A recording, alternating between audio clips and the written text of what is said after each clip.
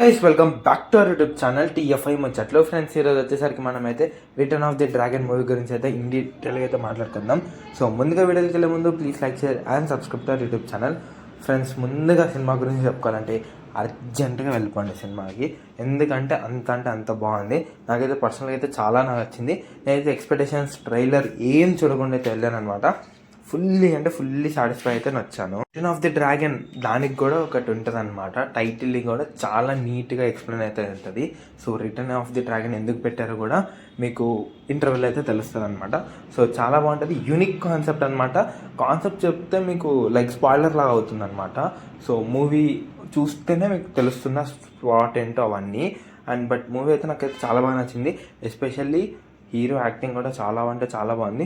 And hero acting కన్నా వాళ్ళ mummy daddy చేశారు భయ్యా యాక్టింగ్, అంతే. ఆ క్యారెక్టర్కి అయితే ఇన్స్టెంట్ కనెక్ట్ అవుతాం అనమాట. ఎక్స్ట్రాడినరీ అనిపించింది వాళ్ళ మమ్మీ డాడీ క్యారెక్టర్. ఎస్పెషల్లీ వాళ్ళ నాన్న క్యారెక్టర్ ఉంటుంది. లాస్ట్లో అయితే కళ్ళల్లో నీళ్ళు తిరుగుతాయి అనమాట, అంత ఎమోషనల్గా ఉంటుంది. సో వాళ్ళ డాడీ క్యారెక్టర్కి అయితే చాలామంది కనెక్ట్ అవుతారు, చాలా బాగా చేశారు.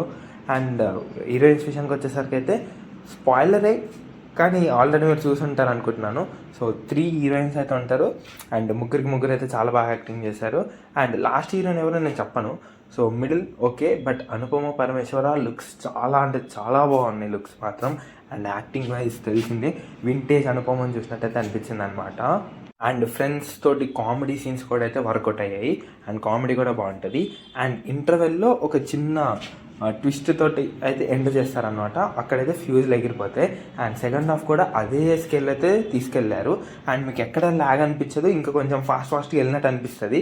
ఇది కళా నిజమా అని 3-4 సార్లు ఆలోచిస్తారనమాట సెకండ్ హాఫ్లో. నాకైతే చాలా బాగా అనిపించింది మూవీ. అండ్ నేను ఇచ్చే రేటింగ్ వచ్చేసరికి అయితే 5కి 4. అంటే ఆలోచించుకోండి ఎంత బాగుంది మూవీ. సో ఎక్కువ ఎక్స్పెక్టేషన్స్ పెట్టుకోకుండా వెళ్ళండి, నార్మల్గానే వెళ్ళండి. మంచి సాటిస్ఫై, మంచిగా నవ్వుకుని ఒక లాస్ట్కి ఒక మోటివేషన్తో హ్యాపీగా థియేటర్ నుంచి అయితే బయటకు వస్తారనమాట. సో ఇప్పటివరకు మీరు వీడియో చూస్తుంటే please like share and subscribe to YouTube channel. So watching.